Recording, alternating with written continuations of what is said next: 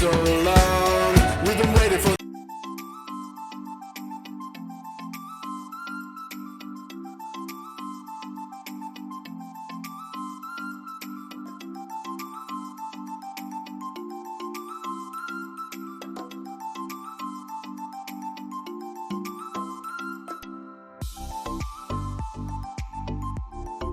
तर बघा सकाळी सकाळी 4:30ला तिथं उठलो होतो. 4 ते 4:30ला उठावं लागत असायचं. त्याच्यानंतर जे आंघोळ वगैरे झाली की मग पूजेसाठी निघायचं असतं. तर खाली चहा वगैरे भेटतो.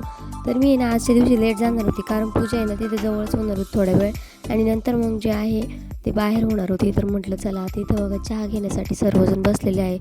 सकाळचे 5 वाजले असतील, तर 5 वाजता सर्वजण इथं चहा घेण्यासाठी बसतात. इथं चहा जेवण म्हणजे इथंच असतं, बाहेर जायची काही गरज नसते. तर सर्वजण आहे ना जे दिलेले ड्रेस होते ते म्हणजे घालून आले होते, आणि त्यांनी दिलेले ड्रेसेस 2 दिवस घालावे लागतात. तर बघण्यासाठी आणि इथं पूजेसाठी सगळेजण येत आहे सकाळी सकाळी तयार होऊन. सगळी हीच धावपळ सगळ्याची. हे बघ, काही पूजेला आले, काही चालले. आणि ही साडी, हे धोतर वगैरे असं भेटतं. आणि एकमेव असं त्र्यंबकेश्वरच एक ठिकाण आहे का तिथं ही जे नारायण नागबलीची जी पूजा आहे ती केली जाते पूर्ण भारतामध्ये. तर कशी होते ते मी तुम्हाला दाखवण्याचा प्रयत्नच करेल.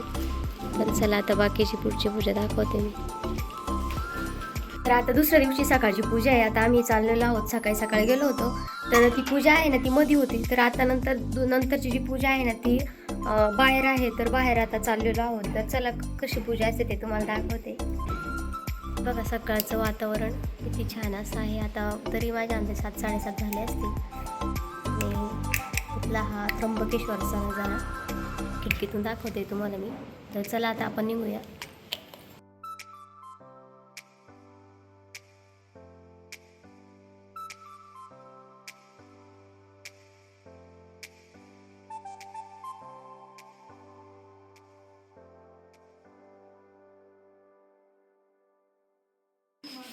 म्हणजे असे खाली उतरलेले आहे, ते मला जवळून दाखवते मी.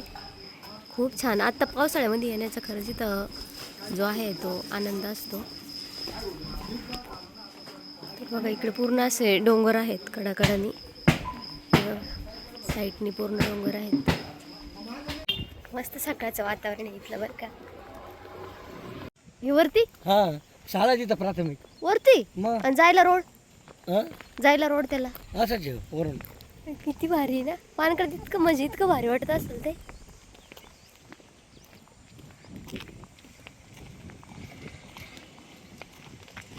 सापडून जिथं पूजा चालू आहे तिथं आलेलो आहे आपण. तर बघा असं पूजेसाठी जातं.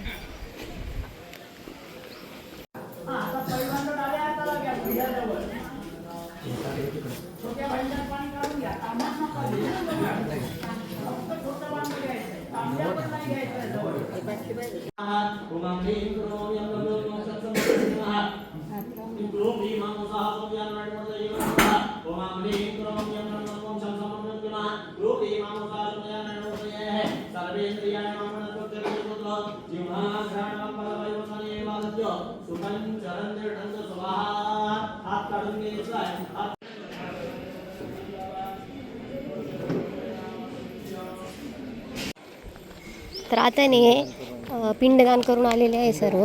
पिंड विसर्जन नाही हो, तर पुतळा दहन करून आले. हां, तर बघा एवढा अशा किती लोक असतात तिथं पूजेसाठी. हां काय. आणि बघा इथं हे असे जे द्रोण आहे ते असे लावलेले असतात. तर अशा पद्धतीने इथं पूजा केली जाते.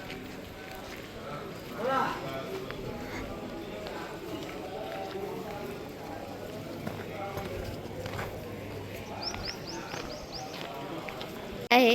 आणि त्या पत्र्याच्या शेडमध्ये अशी पूजा चालते प्रत्येकाची. वेगवेगळ्या असते, कोणाची नारायण नागबली, कोणाचा कालसर्पदोष. आणि इथं बघा जो म्हणजे पुतळा दहन आहे तो अशा पद्धतीने केला जातो. इथं बघू शकता तुम्ही. हे जो आहे तो असा पुतळा दहन इथं केला जातो. अशा पद्धतीने.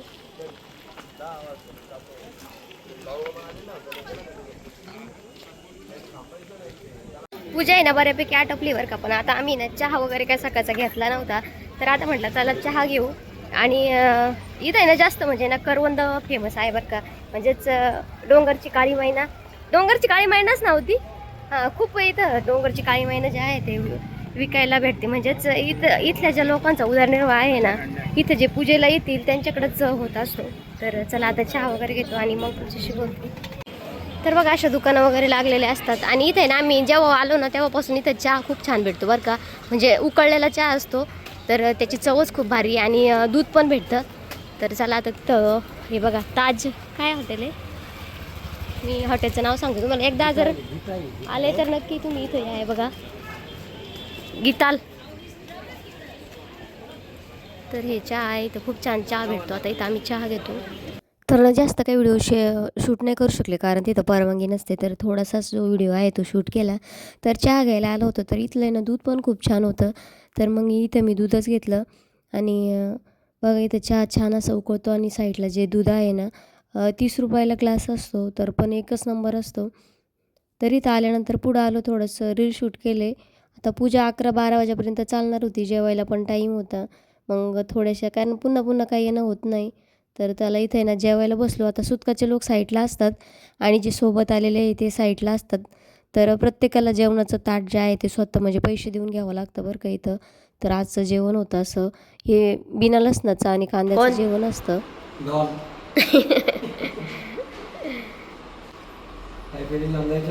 आहे ना, एकट्याला जीवर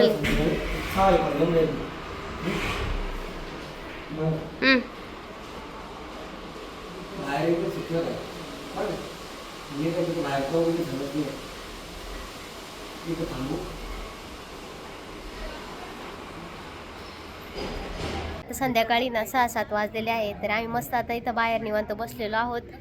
तर आज आहे ना म्हणजे दुसरा दिवस आहे पूजेचा, तर उद्या तिसरा आणि परवा जी आहे ती पूजा होऊन जाणार आहे. तर मम्मी पप्पा आहे, भावाची पूजा आहे.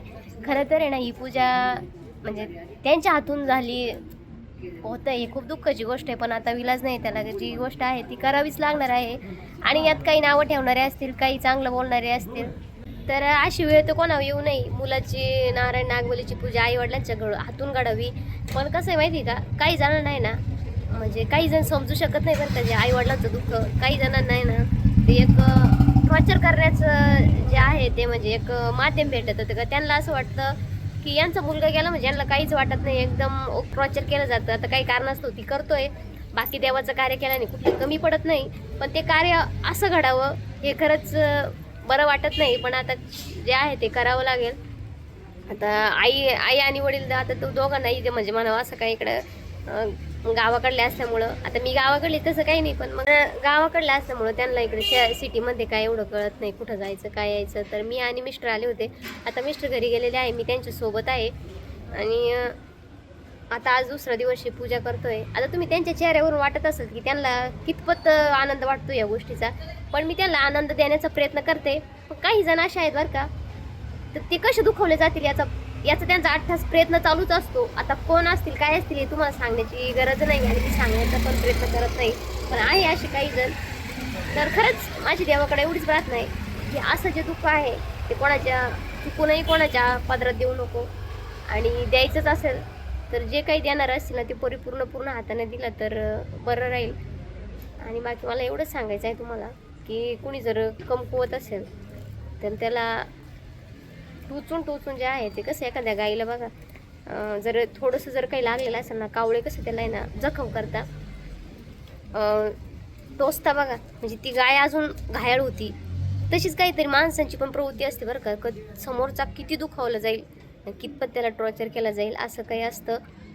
आणि बाकी आता काही जास्त काही बोलण्याची इच्छा नाही माझी, खूप काही बोलायला असतं बरं का. आणि काही जण अशा आहे रडून विचारतील, हसून जे आहे जगासमोर सांगतील. त्याच्यामुळे मी माझं जे मनातलं माझ्या काय चालू आहे ते मी काय कधी कोणाला शक्यतो बोलत नाही आणि बोलून पण दाखवत नाही. आणि बोलण्यासारखं नाही पण आहे बरं का कोणी माझ्या तरी जवळचं असं कोणी नाही आहे. तर त्याच्यामुळे माझं जे यूट्यूब फॅमिली आहे त्यांच्याशी माझं जे असेल नसेल ते शेअर करते. तर आता आईला बोलायला लावलं होतं, पण ती काय नाही बोलत तिला, कारण ते कॅमेरा फेस करायची तिला सवय नाही आहे. पण जाऊ द्या, एक दिवस असेल की मी तिला नक्कीच जे आहे ते कॅमेऱ्यासमोर बोलायला लावील आणि तिचं काय मत आहे ते तुमच्यासमोर मांडेल. तर चला, आज थोडं मनातलं जे होतं ते बोलून दाखवलं. आता संध्याकाळी जेवण वगैरे करणार आहोत आणि संध्याकाळचं ब्लॉगमधून एक गोष्ट सांगायची राहिली बरं का. असे काही लोक आहेत, आता मला तर मुलगा नाही आहे बरं का, तुम्हाला सर्वांना माहितीच आहे मला 2 मुली आहेत आणि आई वडिलांना 2 होते पण देवाने ठेवले नाही. तर काही लोकांचं असं मत आहे मुलं नाही म्हणजे वंशगुट झाला. तर अशा बोलणाऱ्यांनी ना देवाच्या काठीला आवाज नसतो.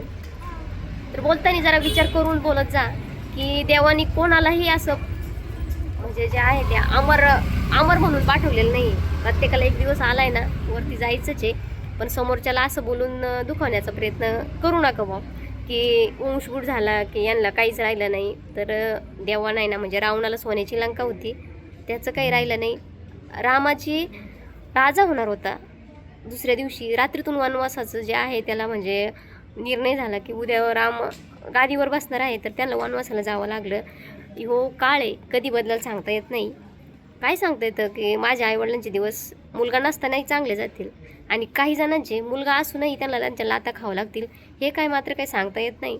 मी माझ्या परीने माझ्या आईवडिलांचं कसं करायचं काय करायचं, माझ्यात जशी परमेश्वर मला बुद्धी देईल ना तितपत मी त्यांचं चांगलं करण्याचा प्रयत्न करील.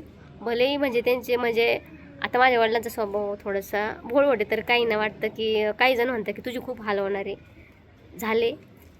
तर मी त्याला सामोरे जायला तयार आहे, हाल होऊ किंवा चांगलं होऊ. तर बाकीच्यांनी काही विचार करायचा नाही आहे त्याचा की त्यांचं कसं होईल, जसं होईल तसं होईल. मी माझ्या हाताने त्यांना काय करायचं ते करेल. तर आता हा व्हिडिओ सर्वांनीच मनावर घेऊ नये, जे बोललेले आहे त्यांना तो लागेल आणि बाकीच्यांनी इग्नोर करा. तर थोडंसं मनातलं बोलले, कोणाला जर दुखावलं असेल तर सॉरी. आणि इथे पूजेचे थोडेसे फोटो घेतले होते, तर नेक्स्ट व्हिडिओ लवकरच येईल. तर चला, आजचा व्हिडिओ इथंच संपवते. व्हिडिओ आवडल्यास लाईक शेअर सबस्क्राईब करायला विसरू नका. आणि हो, ज्यांना मुलगा आहे त्यांच्यावर मी जळते असं चुकूनही नाही बरं का. मी आहे त्यात खूप सुखी आहे आणि मी सांगते असून नसल्यावर म्हणजे असून देवाने ठेवल्या नाहीवर काय होतं हे मी एक सांगण्याचा प्रयत्न केला. तर चला, बाय.